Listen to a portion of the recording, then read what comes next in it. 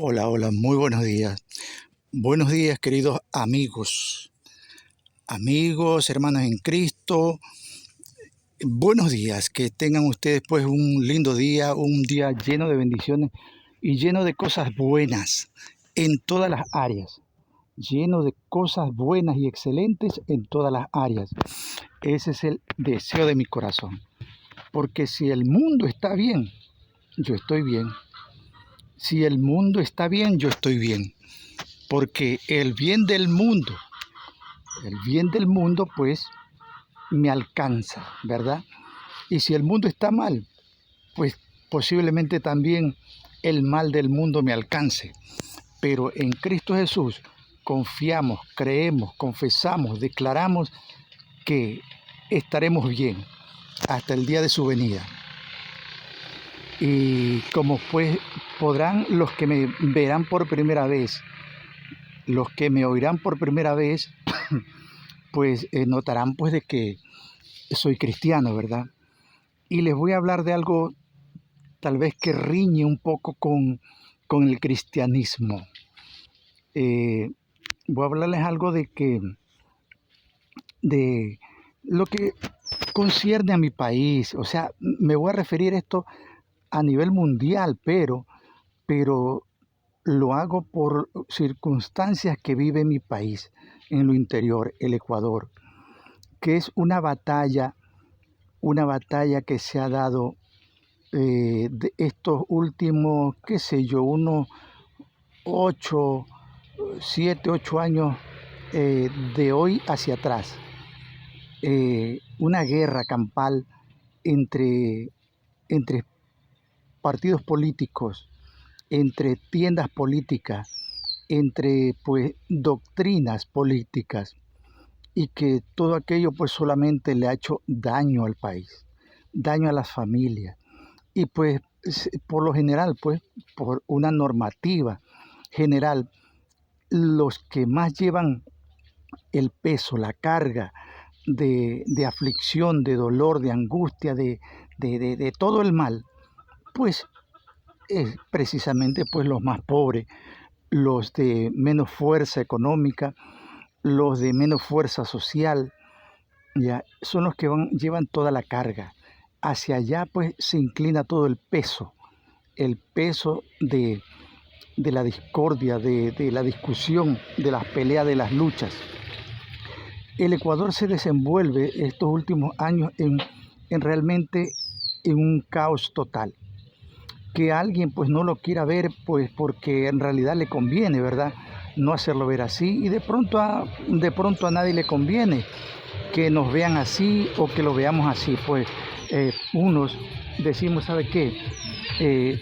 Tengamos esperanza, tengamos fe en el Señor, que no es así, ¿verdad? Pero viéndonos, sentándonos en lo natural, en lo real, pues vemos que el Ecuador está sumido en, en una crisis profunda. Tal vez, mire, Venezuela, se dice que está pues, medio Venezuela ha emigrado. Medio Venezuela ha emigrado por la situación que se vive allá.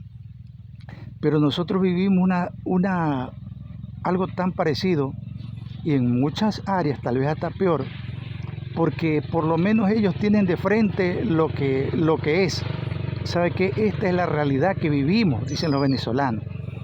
Pero nosotros vivimos en una falacia, en una burbuja, porque decimos, no, nosotros estamos mejorcitos que Venezuela, pero ellos viven una situación crítica, tal vez económica. Nosotros vivimos una situación crítica más moral y espiritual, que es peor todavía. Moral y espiritual, que es peor.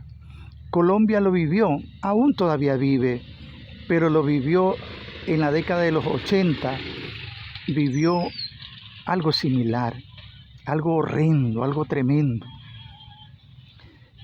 México lo ha vivido así, y México también tapa con un poco de economía, tapa lo moral y espiritual de lo cual vive. México vive en lo profundo, en el campo espiritual, moral y social, aunque tal vez económicamente no esté tan hundido, ¿ya? Pero como le decía, pues esas son cosas tremendas que a veces valen más que lo económico. Eh, Ayer escuchaba, me causó dolor, ayer escuchaba un empresario hablar por Ecoavisa. Pues no tengo que decirlo porque ellos lo hicieron público, por tanto pues no es algo restringido. Por Ecoavisa entrevistaban a un empresario, el nombre no lo voy a decir, y ese empresario hablaba con tanto esparpajo, hablando bondades de la clase de los ricos, de la clase pudiente económica, de la clase rica. Hablaba maravillas, o sea, casi que eran como dioses ellos, los ricos, casi que eran como dioses. Entonces, este hombre decía que los ricos arriesgan su capital, dice, para armar una empresa. Él decía también que ellos crean fuentes de trabajo. Ellos decían que ellos luchan por pagar los sueldos cada fin de mes. Ellos decían que prácticamente hacían un sacrificio, pero extremo, por pagar los sueldos cada fin de mes. Ellos decían que ellos son los que aportan para sostener a los gobiernos de turno. O sea, ellos casi que eran como dioses. Así lo pintaba este hombre. Y yo hice un comentario, pues, adverso a lo que este hombre decía. Y bueno, y hubieron respuestas también a lo que yo decía. Y criticaba, pues, esta persona, por lo menos una que tengo más presente, criticaba, pues, a los pobres, pues, ¿no? Como que los pobres son una peste. O sea, para mucha gente los pobres son una peste. Los pobres son como que una escoria de la humanidad. Más o menos así.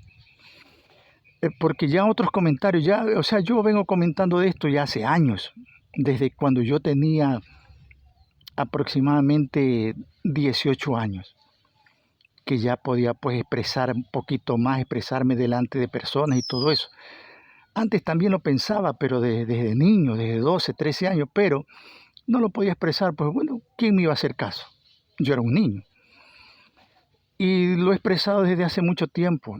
Y yo sé que aún personas que me aman, por decir familiares, no concuerdan conmigo, y amigos no concuerdan.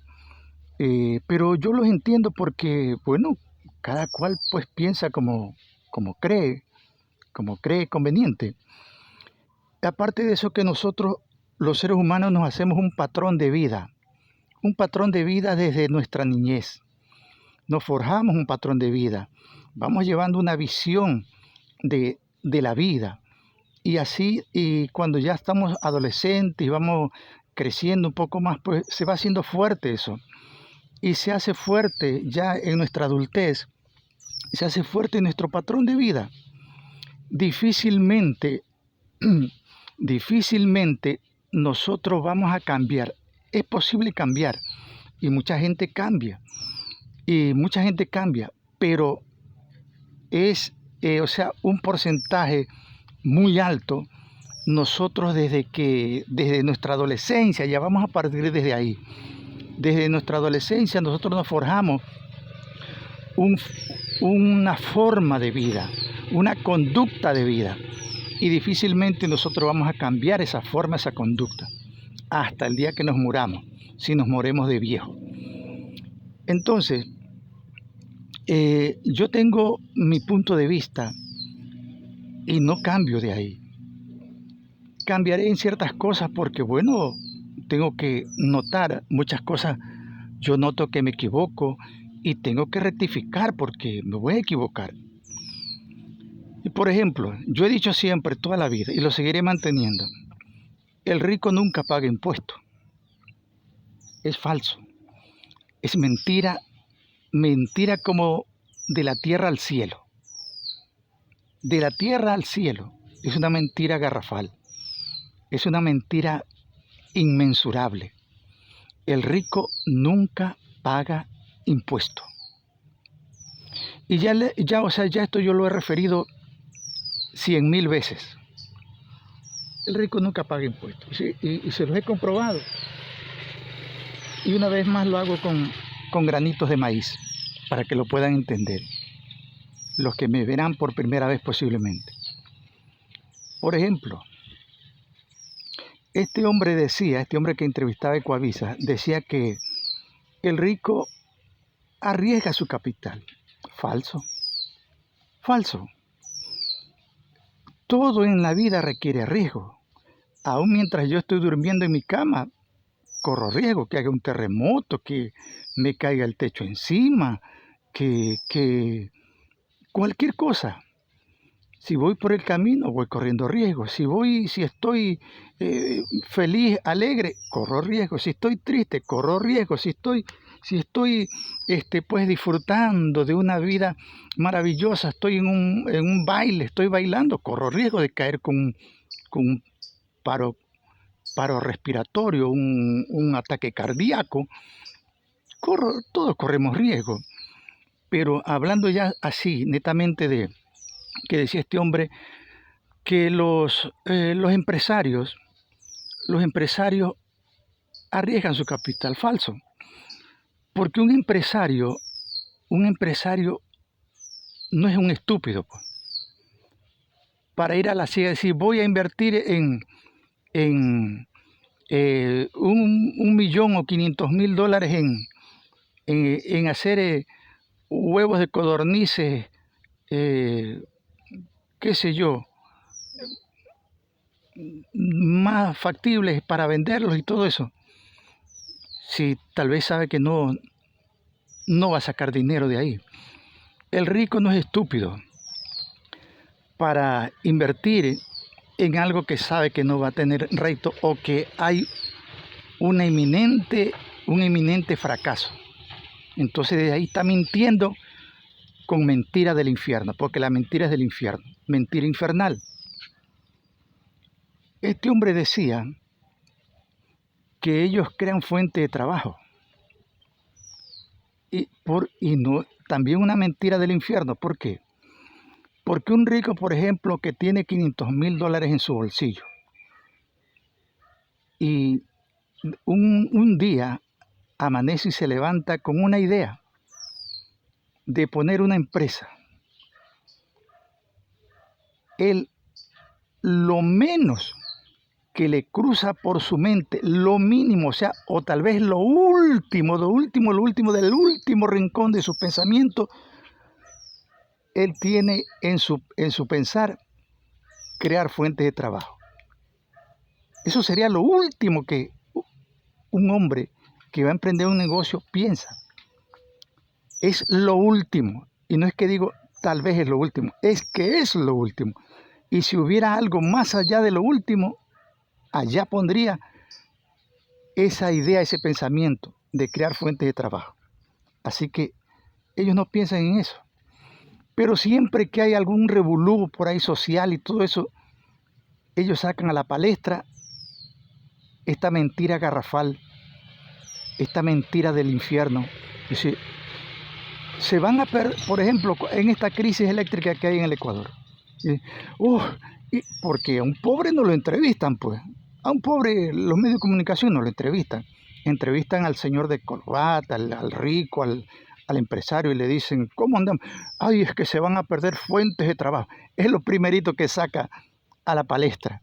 Ese rico que nunca va a pensar, que nunca está pensando en fuentes de trabajo, saca a la palestra eso para defender su empresa. Para defender su empresa y decir, ¿y para qué? Para que la gente no le toque su empresa y diga, mire, son fuentes de trabajo que se van a perder, así que mi empresa no la toquen. Más bien, apóyenme. Más bien, denme. Eso dice el empresario con su mensaje. ¿Ya? Entonces, esa es una mentira. Ellos no son creadores de fuentes de trabajo.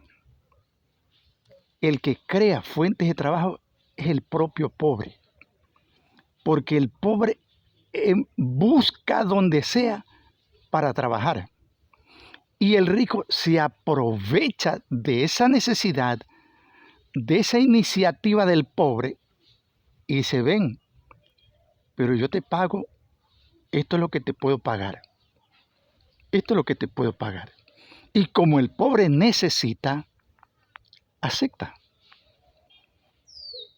Y le doy claves, o sea, pero es que si alguien no cree esto, no asimila esto, realmente vive en otro mundo.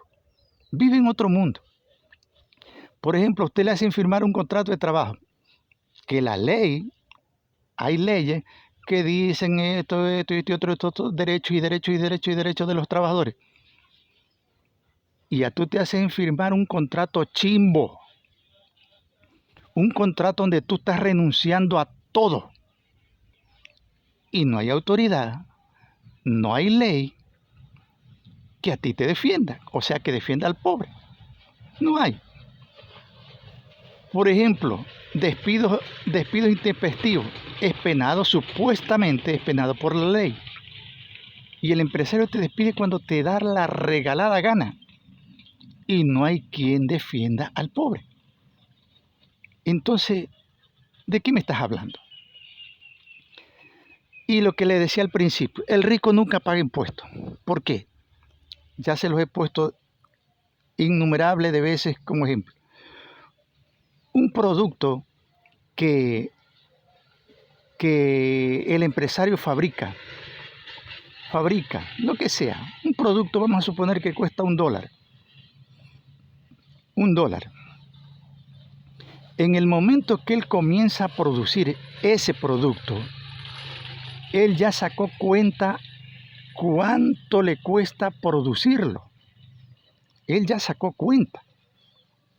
Él ya sacó cuenta cuánto le va a costar producir ese objeto, ese producto. Vamos a suponer que un producto que sale a la venta al público de $1. El rico ya sabe que su inversión, mano de obra, maquinaria, todo lo habido y por haber, incluido impuestos. Dice, yo voy a gastar en producir esto, eso que vale $1, voy a gastar 55 centavos. Entonces, ¿sabe qué? Él ya se fijó una ganancia neta líquida fija. Neta líquida fija de 45 centavos. Pongámosle de 40. Pongámosle de 30. Pero es fijo ya neto. No es que de esos 30 centavos dice, pero mañana a fin de mes yo tengo que sacar de estos 30 y pagar los impuestos. No. En el costo de producción ya él incluyó los impuestos. En el costo de producción. Y él se fija una ganancia líquida, neta, fija. Por tanto, él no está pagando impuestos. Porque el impuesto, él se lo está cargando a la siguiente mano que va a su producto. A la siguiente mano que va a su producto, sea quien sea. Mayorista, minorista, qué sé yo, intermediario, como quiera usted llamarlo. El empresario traslada el impuesto a la siguiente mano, o sea, el IVA, como se le llama aquí en Ecuador. Traslada el impuesto, entonces él no está pagando. Ahora, el otro que siguió, el que sigue en sucesión de comercialización, le traslada al siguiente. El impuesto. Tampoco ese mayorista, intermediario, tampoco paga impuestos. Y hay productos que cruzan, por ejemplo, 3, 4 manos para llegar al consumidor final. Entonces, ¿quién es el que paga impuestos? El consumidor final. ¿Por qué? Porque todos los que intervinieron en ese producto, desde el empresario, fueron trasladando el impuesto al siguiente, al siguiente, al siguiente, hasta llegar al consumidor final. Ese es verdaderamente el que paga el impuesto. Ahora, alguien me va a decir, pero el rico también es consumidor final de esto, de aquello, de lo demás allá. Sí, pero el rico no paga impuestos. ¿Sabe por qué? Porque, por ejemplo, un empresario fabrica zapatos. Ya, y como decimos, él trasladó el impuesto, así, se fue trasladando hasta el consumidor final de zapatos.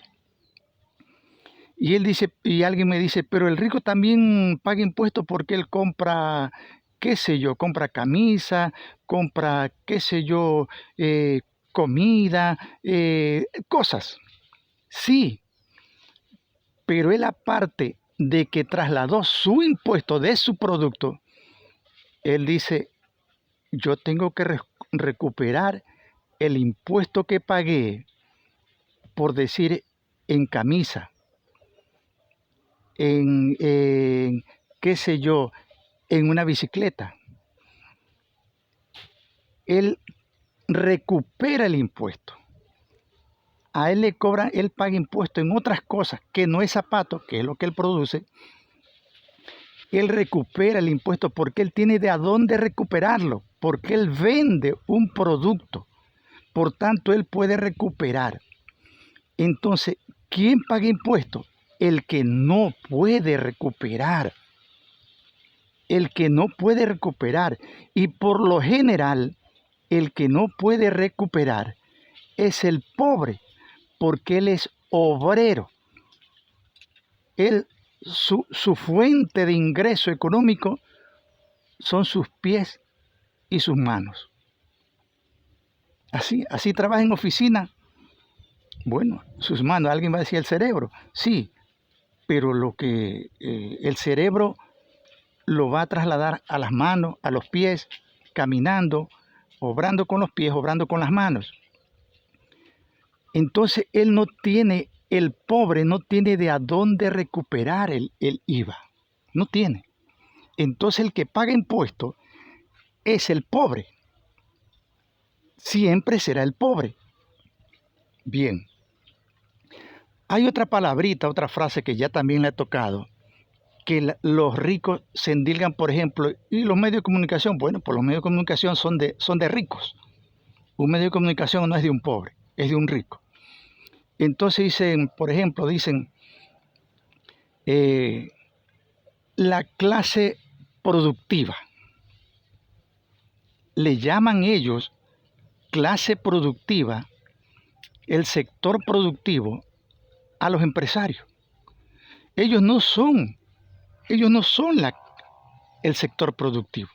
El sector productivo es el obrero, porque es el que produce, el que mueve las empresas. Si no existieran obreros, las empresas estarían muertas. Alguien va a decir, ay, si no existieran las empresas. Si no existieran las empresas, los pobres de cualquier manera vivirían.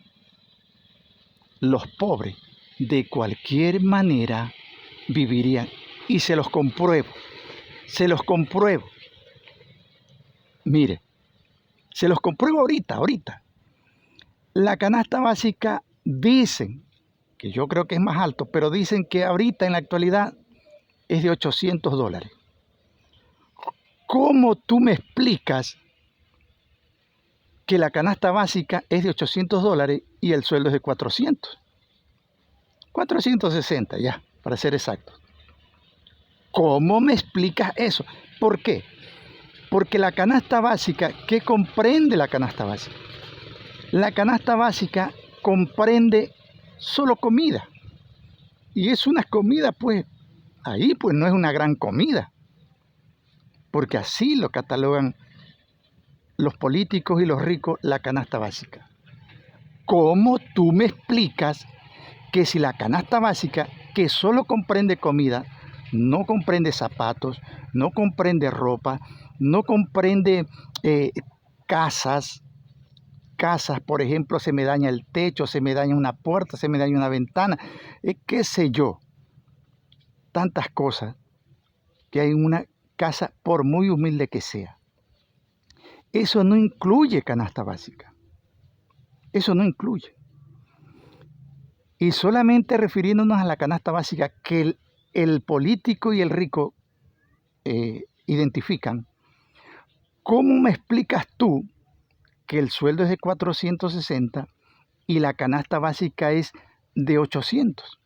Entonces, ¿cómo vivimos? Porque podemos vivir tal vez un mes, pues, ¿no? Un mes, dice, a ver, yo puedo vivir con una comida, una comida diaria, tal vez un cierto tiempo, pero no toda la vida, ¿verdad? ¿Y cómo es que el pobre vive ya 30, 40, 50 años con un sueldo a la mitad o menos de la mitad de la canasta básica?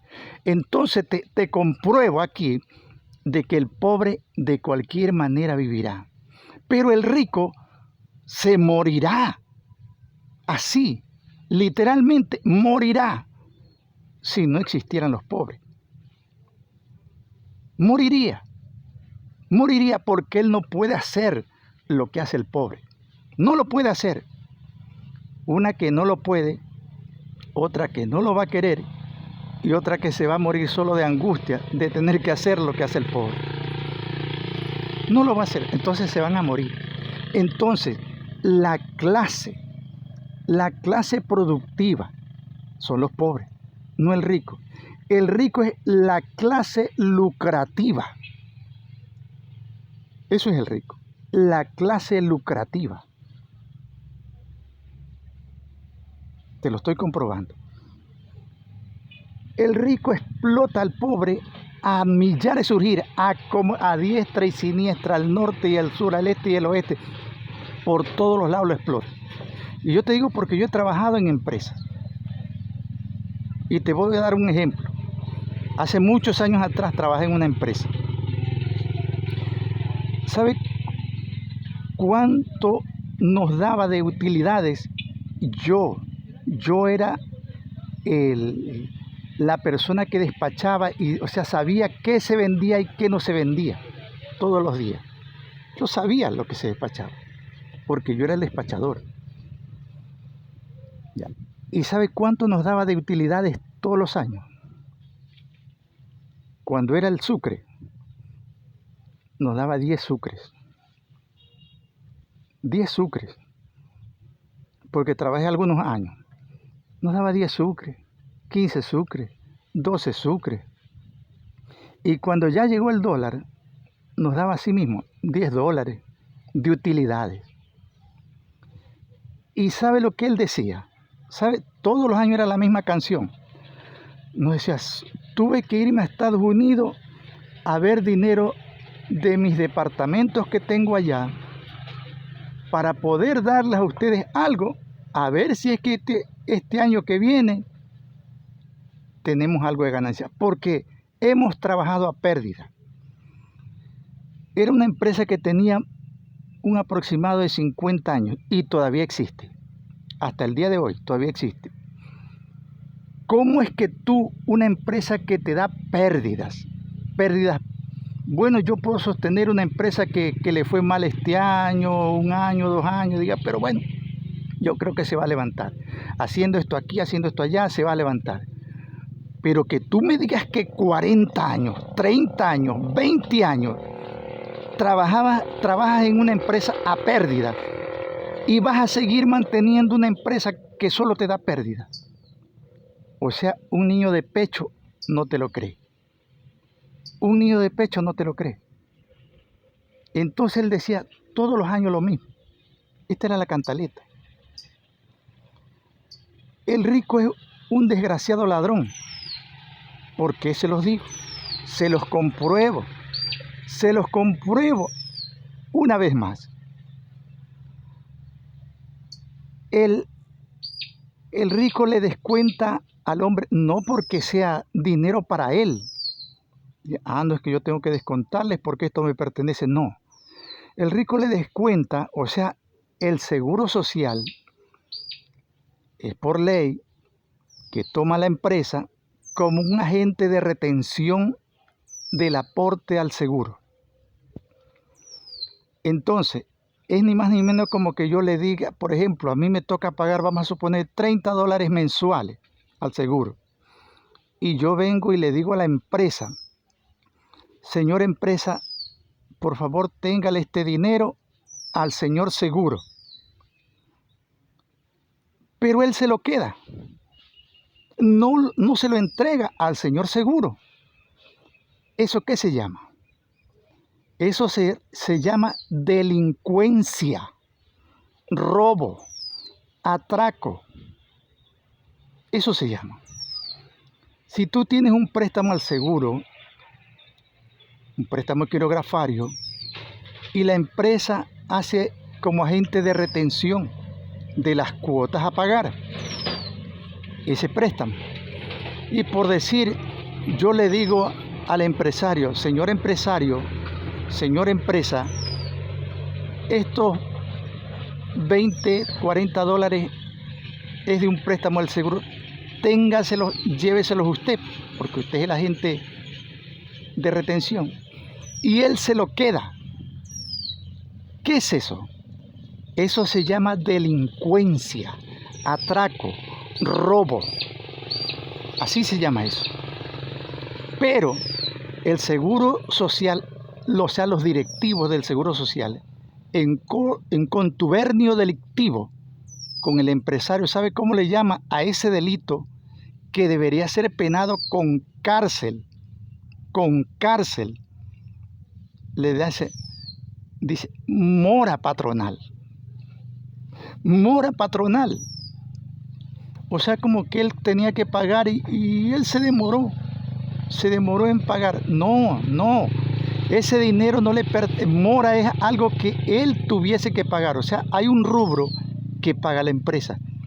Si él está debiendo ese rubro que paga la empresa, eso lo podríamos, si acaso, considerar como mora patronal. Pero no la retención del trabajador, ni el préstamo quirografario del trabajador. Eso se llama robo, eso se llama delincuencia empresarial, y debería ser penado con cárcel, pero no lo hacen. Ellos se inventaron la dichosa mora patronal y son tan desgraciados que no tienen gracia de Dios, los del administradores del Seguro Social, que todavía en vez de cobrarle, en vez de decirle, señor, ya pague, dicen, vamos a darle un plazo de un año o 18 meses para que usted se ponga al día. O sea, lo premian al ladrón lo premian y le rebajan multas. Dice, con tal de que usted pague el capital, le vamos a dar 18 meses de plazo para que usted pague la mora patronal. Eso es infernal. Eso es realmente de infierno. Entonces, esos son los empresarios. Esos son los empresarios. Así que no me venga a decir que el empresario es un dios. Por lo menos aquí en Ecuador no lo es. No lo es. Ellos son la clase explotadora.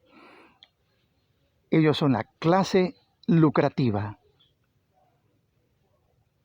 Ellos son los que le ponen el pie al pobre, al trabajador, en la cabeza para que no se levante nunca, porque eso les conviene.